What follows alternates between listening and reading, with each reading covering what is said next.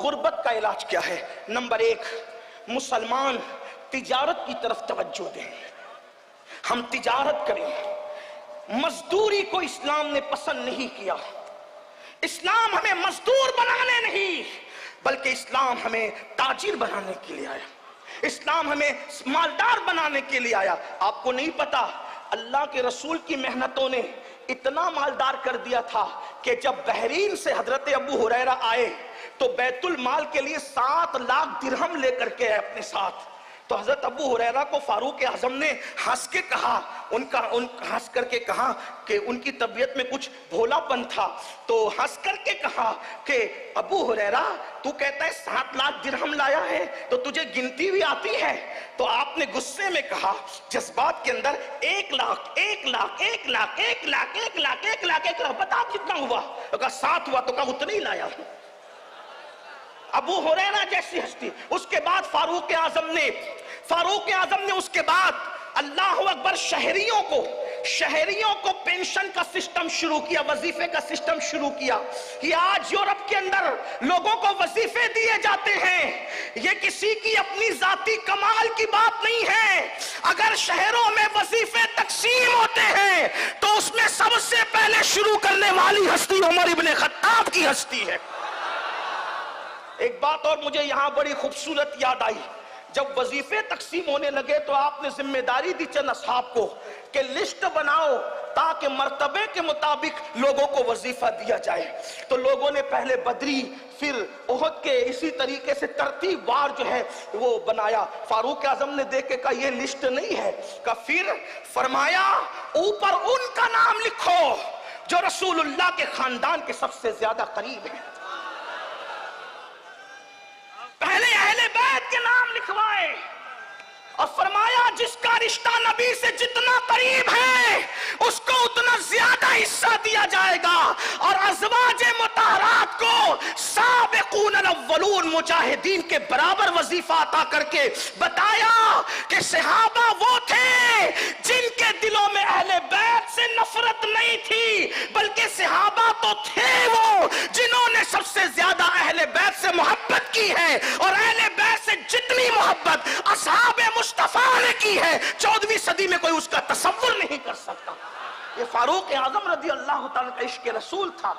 آپ نے پہلے اپنے آقا کی اہل بیت کو سامنے رکھا۔ بہرحال تو میں عرض یہ کر رہا تھا، پہلے نمبر پر مسلمان تجارت کو فروغ دیں، تجارت کریں۔ اگر چنے ہی بیچنے پڑے یہ بھی تجارت ہے، چنے ہی بیچنے پڑے، بلکہ یہاں تک اللہ اکبر اگر کسی کو مارکیٹ میں ذلت کی جگہ کھڑے رہنا پڑے تو اللہ کے رسول علیہ السلام فرماتے ہیں کہ جو رزق حلال کے لیے ذلت کی جگہ کھڑا رہے گا اللہ تبارک و تعالی اس کو آخرت کی عزتوں سے نوازے گا۔ اس لیے پاکٹ مار نہ بنو، چیٹر نہ بنو، چور نہ بنو، سود خور نہ بنو، کسی کے مال کو ہڑپ کرنے والے نہ بنو، حلال تجارت کرو، حلال۔ اور سن لو، تاجر لوگ کہتے ہیں مولانا آپ لوگ تو دیندار ہیں، ہم لوگ تو دنیا دار ہیں۔ میرے بھائی تو کوئی دنیا دار نہیں ہے۔ اگر تو اپنے بال بچوں کو محتاجی سے بچانے کے لیے حلال تجارت کر رہا ہے تو کوئی دنیا دار نہیں ہے۔ مصلی پہ نفل کر پڑھنے والے کو اتنا اجر نہیں ملتا جتنا رزق حلال کمانے والے کو اللہ اجر عطا فرماتا ہے۔ امام غزالی لکھتے ہیں کہ جب کوئی بندہ تھک کر اپنے گھر پہ واپس آتا ہے حلال روزی کما کر تو اس کے پسینے کی وجہ سے اللہ اس کے تھکن کی بنیاد پر اس کے گناہوں کی مغفرت فرما دیتا ہے۔ واقعہ بیان کرنا مقصود نہیں، آپ نے سنا ہوگا ایک لکڑہارے کے ہاتھ لکڑیاں کاٹتے ہوئے سخت ہو گئے، اللہ کے رسول نے ان ہاتھوں کو چوم لیا۔ نماز کی اہمیت اپنی جگہ ہے لیکن بحیثیت نمازی حضور نے کسی کے ہاتھ نہیں چومے، بحیثیت صائم روزے دار حضور نے کسی کے ہاتھ نہیں چومے، بحیثیت مجاہد حضور نے کسی مجاہد کے ہاتھ نہیں چومے، لیکن رزق حلال کمانے میں جس کے ہاتھ سخت ہو گئے تھے حضور علیہ السلام نے ان کے ہاتھوں کو چوم کر محبت کا اظہار فرمایا اور بتا دیا گیا جو ہاتھ حلال کمانے میں سخت ہو جاتے ہیں اللہ اس پر جہنم کی آگ کو حرام فرما دیتا ہے۔ اس لیے تجارت کو فروغ دو۔ لیکن آج کے لڑکے تو واٹس ایپ پہ لگے ہوئے ہیں، फेस बुक पे लगे हुए हैं, मोबाइल पे लगे हुए हैं, लड़कियों में लगे हुए हैं, बुराइयों में लगे हुए हैं, कैसे तिजारत करेंगे? सारी दुनिया सुबह उठती है और हमारे जवान रात के 3 बजे तक सोते हैं और 12 बजे 1 बजे जब सारी दुनिया का आधा काम हो चुका होता है उस वक्त वो बेदार होते हैं। फजूल न बनो, फालतू न बनो, तिजारत करो, तिजारत में बरकत है। लोग कहते हैं तिजारत क्या करें? मैंने कहा जब मुल्क शाम की मंडी में साहिब मेराज आमिना का लाल बहैसियत ताजिर खड़े हो सकते हैं तो हमारी क्या हैसियत है, हमारी क्या औकात है?